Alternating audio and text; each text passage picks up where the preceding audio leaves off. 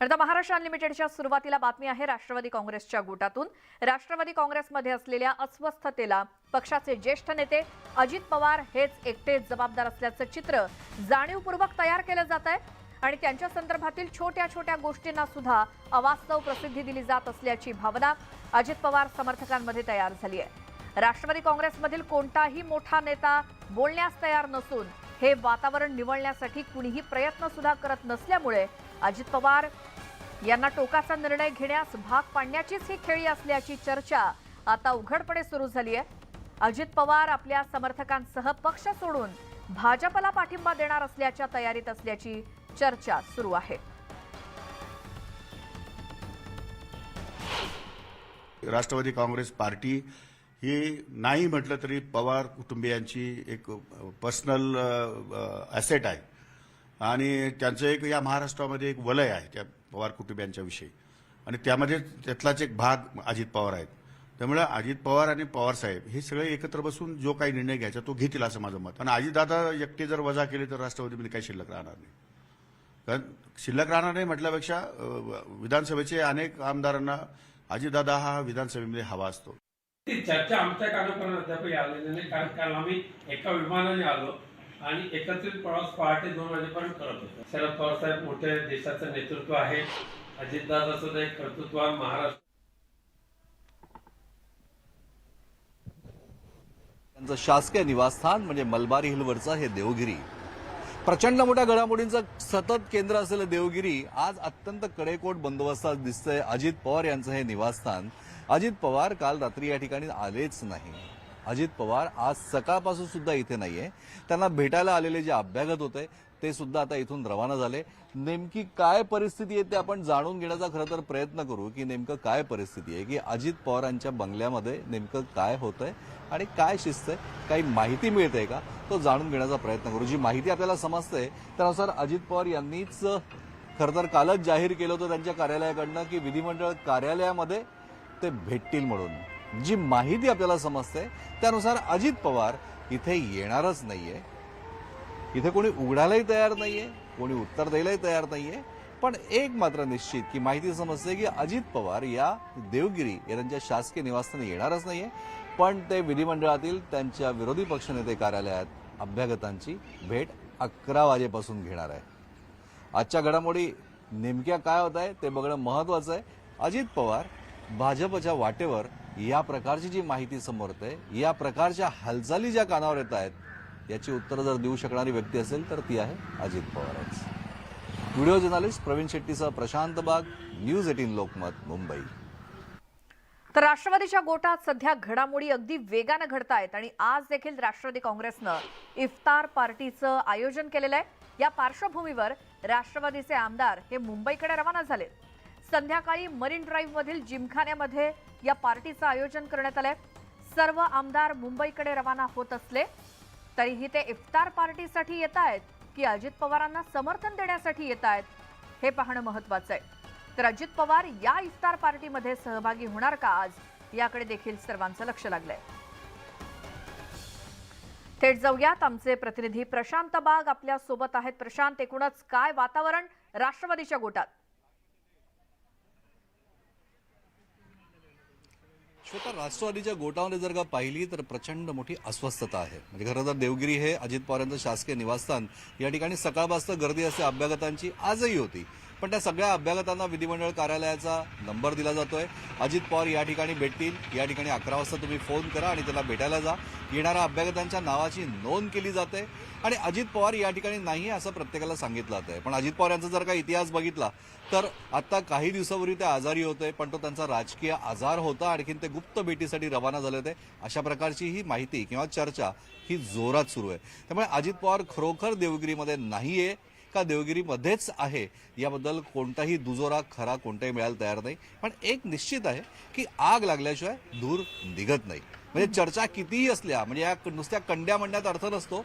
अजित पवारांच्या ज्या पद्धतीनं हालचाली चालल्या आहेत, ज्या पद्धतीनं ते खुलासा करताय, ज्या पद्धतीनं आज मी विधिमंडळ कार्यालयात सगळ्यांना भेटणार आहे अशा प्रकारचं ती माहिती समोर येते किंवा त्यांच्याकडनं एलओपी म्हणजे की विधान परिषद म्हणजे त्यांचं जे विरोधी पक्षनेते कार्यालय यांच्याकडनं सूचना प्रसारित केल्या जात आहे, यानुसार अजित पवारांना सातत्यानं खुलासा करावा लागतोय. राष्ट्रवादीचे अनेक बडे नेते सुद्धा सातत्यानं सांगतात शरद पवार यांच्या आशीर्वादानेच अजित पवार भाजपच्या वाटेवर आहे का, अशा प्रकारच्याही एका नव्या चर्चेनं चांगला जोर पकडलाय. पण एक मात्र निश्चित की पवारांच्या घरामध्ये अंतर्गत कलह किंवा पवारांच्या घरामध्ये ज्या पद्धतीनं या सगळ्या घडामोडींना वेग आलाय की लवकरच स्पष्ट होईल की यामध्ये नक्की काय मूर्त आहे. बरोबर, एक प्रशांत पुन्हा एकदा आणि- सांगतो की आग लागल्याशिवाय दूर निघत नाही. बरोबर, प्रशांत आणि हे सगळं विचार करायला लावणारं आहे.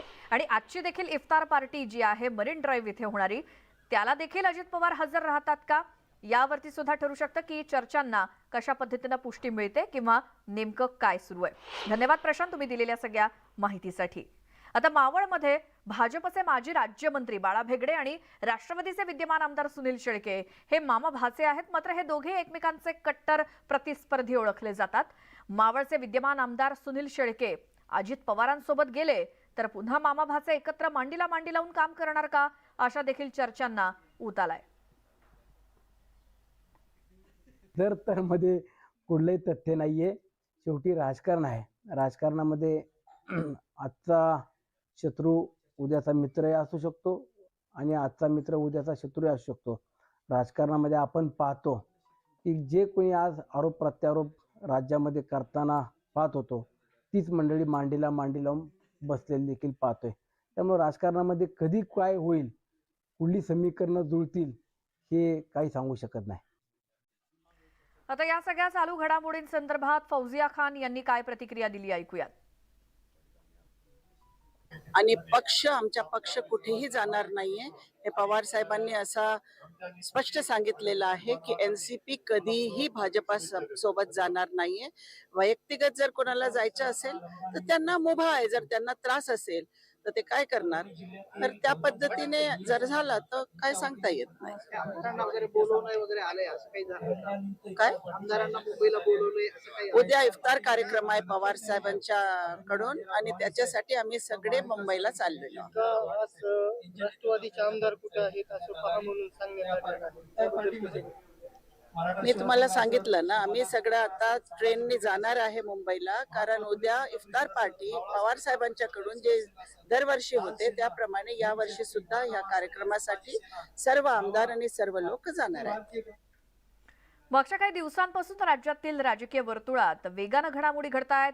आज देखील दिवसभरात राजकीय घडामोडी घडण्याचा अंदाज आहे. एकीकडे केंद्रीय गृहमंत्री अमित शहा यांच्या दौऱ्यानंतर भाजप नेत्यांची आज मुंबईमध्ये महत्त्वाची बैठक होणार आहे. लोकसभा निवडणुकीच्या पार्श्वभूमीवर भाजपची महाविजय 2024 साठीची ही महत्त्वाची बैठक होणार असून यामध्ये उपमुख्यमंत्री देवेंद्र फडणवीस आणि भाजपचे प्रदेशाध्यक्ष चंद्रशेखर बावनकुळे यांची उपस्थिती असणार आहे. बातमी कोकणातून शिवसेना ठाकरे गटाचे राजापूरचे आमदार राजन साळवी आणि त्यांच्या कुटुंबियांची आजपासून 2 दिवस अलिबागच्या एसीबी कार्यालयात चौकशी केली जाणार आहे. बेनामी मालमत्ता जमवल्याच्या संशयातून मागच्या काही महिन्यांपासून आमदार साळवी यांची चौकशी सुरूच आहे. सार्वजनिक बांधकाम विभागाकडून साळवी यांच्या घराचे आणि रत्नागिरीतल्या हॉटेलचं मूल्यांकन करण्यात आलंय आणि त्या अनुषंगानं त्यांच्या कुटुंबियांची ही चौकशी 2 दिवस केली जाणार आहे. मुंबई महानगरपालिकेच्या आगामी निवडणुकीसाठी प्रभागांची संख्या 227 ठेवण्याचा राज्य सरकारचा निर्णय उच्च न्यायालयानं योग्य ठरवल्यामुळे आता पुन्हा एकदा प्रभागांसाठी आरक्षण सोडत काढावी लागणार आहे. तसंच मतदार याद्या सुद्धा तयार करून हरकती सूचना मागवाव्या लागणार आहेत. मात्र या निर्णयाला ठाकरे गटानं सर्वोच्च न्यायालयात आव्हान दिल्यास महानगरपालिकेची निवडणूक आणखी लांबणीवरती पडण्याची शक्यता आहे. पुढची बातमी, शिंदे सरकार आमदार निधी वाटपामध्ये दुजाभाव करते असा आरोप करत ठाकरे गटाचे आमदार रवींद्र वायकर यांनी हायकोर्टात दाखल केलेल्या याचिकेवरती आज सुनावणी होणार आहे. राज्य सरकार आज नव्यानं आपलं प्रतिज्ञापत्र सादर करेल. गेल्या वेळी याचिकाकर्त्यांनी उपस्थित केलेल्या मुद्द्यांवरती राज्य सरकारनं सादर केलेलं प्रतिज्ञापत्र हायकोर्टानं नाकारलं होतं.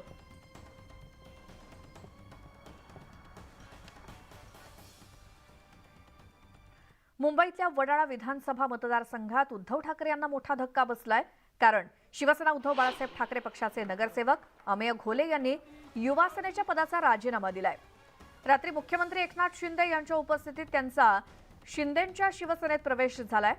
एकनाथ शिंदे यांच्या नेतृत्वात शिवसेनेत बंड झाल्यानंतर अनेक नगरसेवक, खासदार, आमदार आणि त्यांच्यासोबत कार्यकर्ते सुद्धा ठाकरेंची साथ सोडून शिंदेंसोबत त्यांच्या पक्षामध्ये सहभागी झालेत आणि काही महिन्यांपूर्वीच अमेय घोले यांनी युवा सेना कोर समितीचा देखील राजीनामा दिला होता. आज आम्ही सगळे वडाळ्याच्या जनतेने आज आपल्या शिवसेनेत प्रवेश केलाय आणि आज एकच विश्वास आहे की आज आम्ही जी कामं आमची आहेत आणि जे एक आज नेतृत्वाचा नारा आपण दिला इकडे, त्या दृष्टीने आज आपल्या नेतृत्वावरती विश्वास ठेवून आज आम्ही आणि आमचे सर्व कार्यकर्ते आणि पदाधिकारी शाखेचे आणि विधानसभेचे आज आपल्या नेतृत्वाखाली प्रवेश करतोय. अमेय घोले आणि त्याच्या वार्डातील आणि मतदारसंघातील सर्व पदाधिकारी आणि कार्यकर्त्यांचं मी शिवसेनेमध्ये मनापासून स्वागत करतो, त्याचं मनापासून अभिनंदन करतो. सर्वसामान्य लोकांच्या मनातलं सरकार आपण स्थापन केलं आणि त्यानंतर आपण पाहिलं की आमदार असतील, खासदार असतील, शिवसेनेचे नेते असतील, उपनेते असतील, अगदी सर्व संघटनेचे सर्व पदाधिकारी, लोकप्रतिनिधी असे हजारो लाखो कार्यकर्ते स्वतःहून राज्यभरातून आपल्या शिवसेनेमध्ये दाखल होत आहे. आता बातमी आहे न्यूज 18 लोकमतच्या बातमीच्या इम्पॅक्टची. न्यूज 18 लोकमतनं लावून धरलेल्या नाशिकमधल्या खाण माफियांच्या अवैध उत्खननाच्या बातमीचा मोठा इम्पॅक्ट झालाय. सुनावणी पूर्ण होत नाही तोपर्यंत सारोळमधील 7 तर राजूर बहुला येथील 1 अशा एकूण 8 खाणपट्ट्यातील उत्खनन स्थगित करण्याचे आदेश अप्पर जिल्हाधिकाऱ्यांनी दिलेत. आमचे प्रतिनिधी लक्ष्मण घाटोळ आपल्या सोबत जोडले गेलेत. लक्ष्मण, न्यूज 18 लोकमतच्या बातमीचा कसा इम्पॅक्ट झालाय?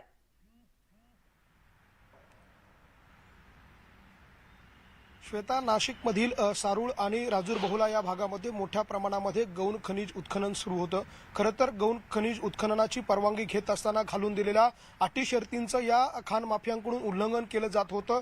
तर त्याचबरोबर या ठिकाणी ज्या खोदकामाची रॉयल्टी भरण्यात आलेली आहे त्याच्या 4 ते 5 पटीनं अधिक पद्धतीनं या ठिकाणी उत्खनन करून शासनाचा कोट्यवधी रुपयांचा महसूल बुडवल्याची बातमी न्यूज 18 लोकमतने समोर आणली होती. या सगळ्या प्रकरणाचा पाठपुरावा केला होता. स्थानिक प्रशासनापासून तर महसूल मंत्र्यांपर्यंत आणि महसूल मंत्र्यांपासून तर मंत्रालयापर्यंत न्यूज 18 लोकमतने या सगळ्या प्रकरणाचा पाठपुरावा केला होता आणि त्यानंतर शासनानं एक समिती देखील गठीत केली होती या सगळ्या प्रकरणाच्या चौकशीची. आणि त्यानंतर अहमदनगर येथील एका पथकानं या ठिकाणी येऊन पाहणी देखील केली. त्या ठिकाणी देखील त्यांना काही गैरप्रकार आढळले. त्यानंतर या संपूर्ण प्रकरणाची व्याप्ती बघता या ठिकाणी ड्रोनच्या माध्यमातून सर्वेक्षण करण्याचा देखील निर्णय घेण्यात आला होता. मात्र दुसरीकडे नाशिक जिल्हा प्रशासनाने उशिरा का होईना या सगळ्या प्रकरणामध्ये कारवाईचं हत्यार उपसलेलं आहे. ज्या खाण माफियांच्या सुनावणी नाशिक जिल्हा प्रशासनाच्या समोर सुरू होती त्या सुनावणीच्या दरम्यान या माफियांकडनं वारंवार चालढकल केली जात होती. तारीख पे तारीख अशा पद्धतीची सुनावणी त्या ठिकाणी सुरू होती. सुनावणी सुरू असताना वेळ काढूपणा या माफियांकडनं केला जात होता. कारण जर सुनावणी सुरू असताना दुसरीकडे जर वेळ मिळाला तर त्या ठिकाणी उत्खनन अधिक प्रमाणात करता यावं यासाठी हा वेळ काढूपणा केला जात होता. मात्र न्यूज 18 लोकमतने हीच बातमी प्रशासनाच्या लक्षात आणून दिली श्वेता. आणि त्यानंतर आता प्रशासनाने याबाबत नोटिसा काढून 8 ते 9 खाण माफियांचे खाणपट्टे जे आहे ते स्थगित करण्याची मोठी कारवाई जी आहे ती केलेली आहे. बिलकुल लक्ष्मण, धन्यवाद सगळ्या माहितीसाठी. आणि बातमीसोबतच एक छोटासा ब्रेक घेऊन आपण लगेचच परत येऊया. तुम्ही पाहत राहा महाराष्ट्र अनलिमिटेड.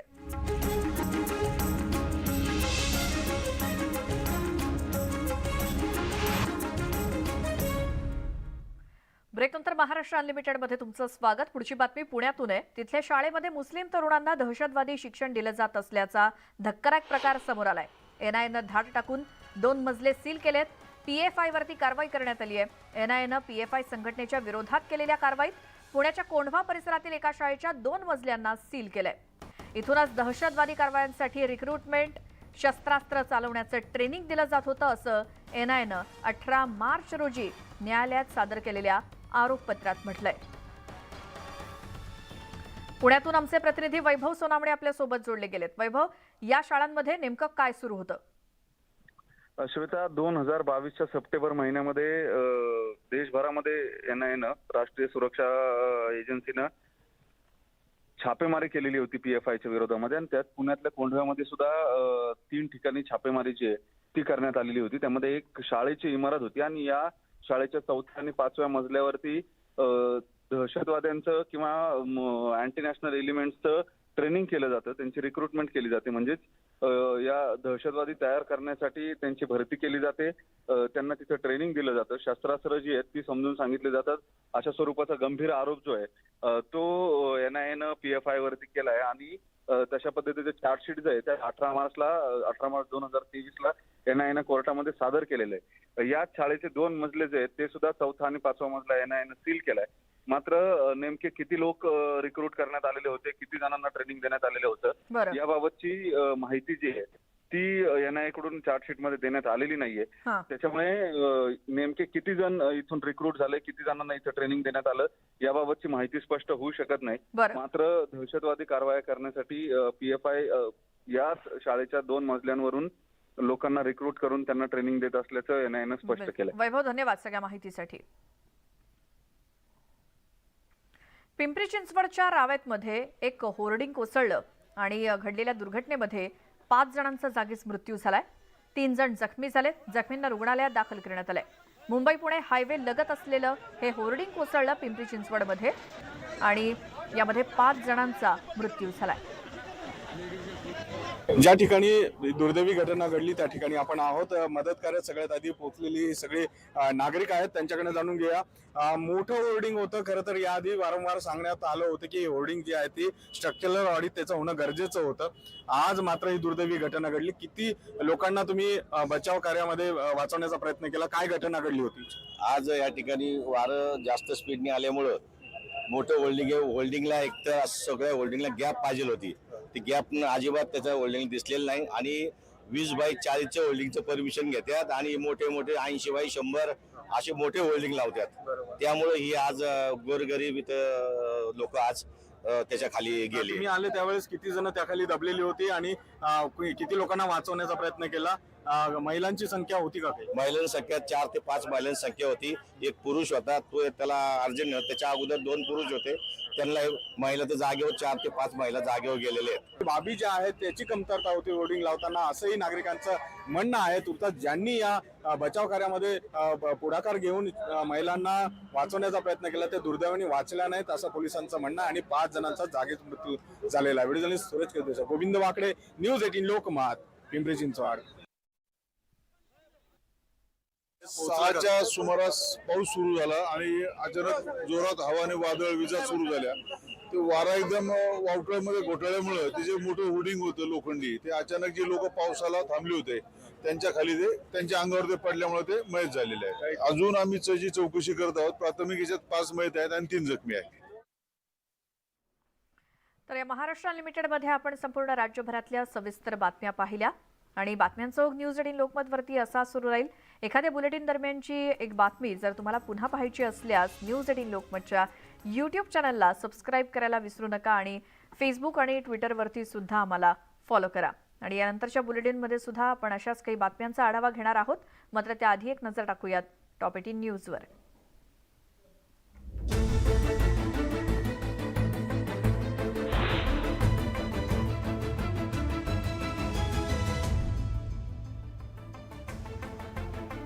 एप्रिल मे मध्ये उष्णतेच्या लाटांचा धोका. कृती योजनांमध्ये स्थानिक प्रश्नांना बगल दिल्याचा आरोप. नागरिकांसह अर्थव्यवस्थेला फटका बसण्याची भीती. राज्यावरती वादळी पावसाचं सावट कायम. उत्तर कोकण, मध्य महाराष्ट्र आणि मराठवाड्यात वादळी पावसाचा इशारा, तर इतर ठिकाणी कमाल तापमानात 2 ते 3 अंशांनी वाढ होण्याचा अंदाज. तूर आणि उडदाची साठेबाजी रोखण्यासाठी केंद्र सरकार ऍक्शन मोडवर. मुंबई, अकोला, लातूर, सोलापूर जिल्हे रडारवर. साठ्याबाबत माहिती न दिल्यास कारवाईचा इशारा. हरभरा बाजारात दर दबावातच. नाफेडकडील साठ्यामुळे बाजारावरती परिणाम. राज्यात आतापर्यंत 4.5 लाख टन हरभरा खरेदी. एसटीच्या महिला सन्मान योजनेला उदंड प्रतिसाद. महिन्याभरात 4.5 कोटी महिलांचा अर्ध्या तिकिटात प्रवास, प्रवासी संख्येत 6 लाखांची भर.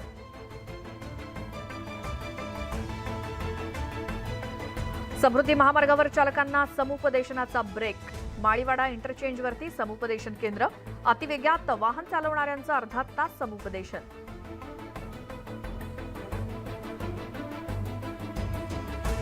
वेगवान बुलेट ट्रेनचं काम संथ गतीनं. 6 वर्षांपूर्वी सुरू झालेल्या प्रकल्पाचं 70% काम शिल्लक. रेल्वे मंत्रालयाची माहिती. गोंदियात सूर्याचा रुद्रावतार. उन्हाचा तडाखा दिवसेंदिवस वाढत चालल्यानं नागरिकांना घराबाहेर पडणं कठीण.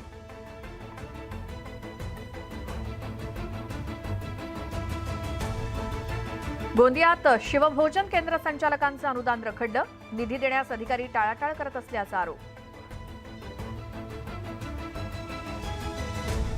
मावळमध्ये वादळी वाऱ्यासह आलेल्या पावसानं अनेक ठिकाणी पडझड. घरं आणि दुकानांवरचे पत्रे उडून गेल्यानं नुकसान. सोलापुरात शेतकऱ्याचे मोबाईल चोरून UPIद्वारे सोनं खरेदी. 2 आरोपींना पोलिसांनी ठोकल्या बेड्या.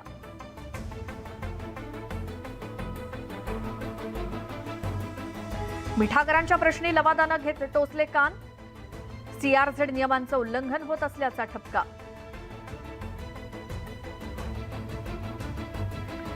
जळगावच्या रावेरमध्ये लांडग्याच्या हल्ल्यात 14 जण जखमी. पाल गरखेडा पाड्यातील नागरिकांमध्ये भीतीचं वातावरण.